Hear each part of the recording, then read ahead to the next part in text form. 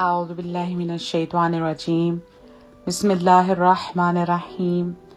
اللہم صلی علی محمد وآل محمد وعجل فرجہم۔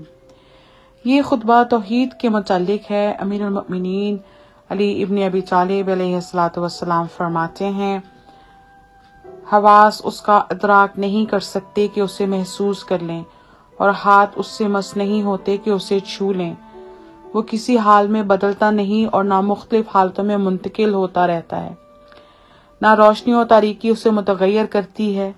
اسے اجزاء و جوارح صفات میں سے کسی صفت اور ذات کے علاوہ کسی بھی چیز اور حصوں سے متصف نہیں کیا جا سکتا۔ اس کے لیے کسی حد اور اختتام اور زوال پذیری اور انتہا کو کہا نہیں جا سکتا، اور نہ یہ کہ چیزیں اس پر حاوی ہیں، خواہ اسے بلند کریں اور خواہ پست۔ یہ چیزیں اسے اٹھائے ہوئے ہیں کہ چاہے اسے ادھر ادھر موڑیں اور چاہے اسے سیدھا رکھیں۔ نہ وہ چیزوں کے اندر ہے اور نہ ان سے باہر۔ وہ خبر دیتا ہے بغیر زبان اور تالو جبڑے کی حرکت کے۔ وہ سنتا ہے بغیر کانوں کے سوراخوں اور آلات سماعت کے۔ وہ بات کرتا ہے بغیر تلفظ کے۔ وہ ہر چیز کو یاد رکھتا ہے بغیر یاد کرنے کی زحمت کے۔ وہ ارادہ کرتا ہے بغیر قلب اور ضمیر کے۔ وہ دوست رکھتا ہے اور خوشنود ہوتا ہے بغیر رقت طبع کے۔ وہ دشمن رکھتا ہے اور غضبناک ہوتا ہے بغیر غم و غصہ کی تکلیف کے۔ جسے پیدا کرنا چاہتا ہے اسے ہو جا کہتا ہے، جس سے وہ ہو جاتی ہے، بغیر کسی ایسی آواز کے جو کان کے پردوں سے ٹکرائے، اور بغیر ایسی صدا کے جو سنی جا سکے، بلکہ اللہ سبحانہ کا کلام بس اس کا ایجاد کردہ فعل ہے، اور اس طرح کا کلام پہلے سے موجود نہیں ہو سکتا، اور اگر وہ قدیم ہوتا تو دوسرا خدا ہوتا۔ معاذ اللہ، یہ نہیں کہا جا سکتا کہ وہ عدم کے بعد وجود میں آیا ہے کہ اس پر حادث صفتیں منطبق ہونے لگیں، اور اس میں اور مخلوقات میں کوئی فرق نہ رہے، اور نہ اسے اس پر کوئی فوقیت و برتری رہے کہ جس کے نتیجہ میں خالق و مخلوق ایک سطح پر آ جائیں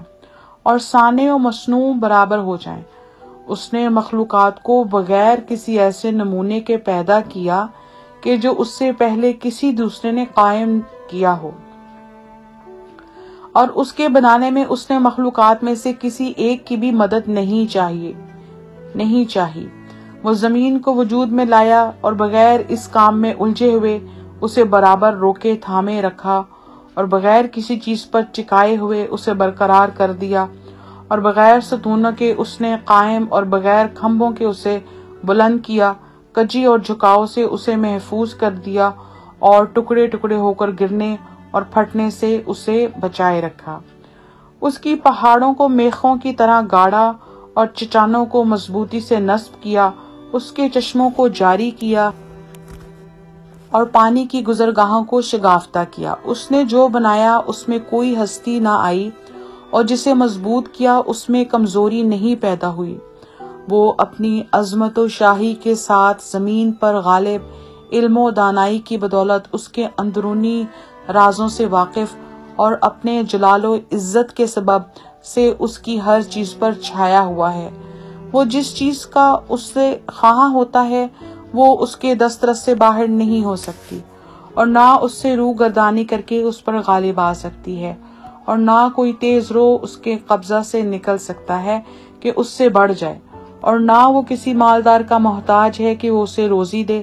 تمام چیزیں اس کے سامنے عاجز اور اس کی بزرگی و عظمت کے آگے ذلیل و خوار ہیں۔ اس کی سلطنت کی وسعتوں سے نکل کر کسی اور طرف بھاگ جانے کی ہمت نہیں رکھتی کہ اس کے جود و عطا سے بے نیاز اور اس کی گرفت سے اپنے کو محفوظ سمجھ لیں۔ نہ اس کا کوئی ہمسر ہے جو اس کے برابر اتر سکے، نہ اس کا کوئی مثل و نظیر ہے جو اس سے برابری کر سکے۔ وہی ان چیزوں کو وجود کے بعد فنا کرنے والا ہے، یہاں تک کہ موجودہ چیزیں ان چیزوں کی طرح ہو جائیں گی جو کبھی تھیں ہی نہیں، اور یہ دنیا کو پیدا کرنے کے بعد نیست و نابود کرنا اس کے شروع وجود میں لانے سے زیادہ تعجب خیز و دشوار نہیں۔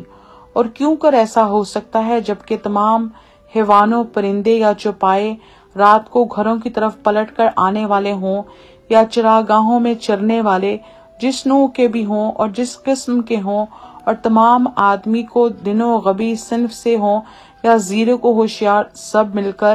اگر ایک مچھر کو پیدا کرنا چاہیں تو وہ اس کے پیدا کرنے پر قادر نہ ہوں گے، اور نہ یہ جان سکیں گے کہ اس کے پیدا کرنے کی کیا صورت ہے، اور اس جاننے کے سلسلہ میں ان کی عقلیں حیران و سرگرداں اور قوتیں عاجز و درماندہ ہو جائیں گی، اور یہ جانتے ہوئے کہ وہ شکست خوردہ ہیں، اور یہ اقرار کرتے ہوئے کہ وہ اس کی ایجاد سے درماندہ ہیں، اور یہ اعتراف کرتے ہوئے کہ وہ اس کے فنا کرنے سے بھی عاجز ہیں، خستہ و نامراد ہو کر پلٹ آئیں گے۔ بلا شبہ اللہ سبحانہ دنیا کے مٹا جانے کے بعد ایک اکیلا ہوگا، کوئی چیز اس کے ساتھ نہ ہوگی، جس طرح کہ دنیا کی ایجاد و آفرینش سے پہلے تھا، یوں ہی اس کے فنا ہو جانے کے بعد بغیر وقت و مکان اور ہنگام و زمان کے ہوگا۔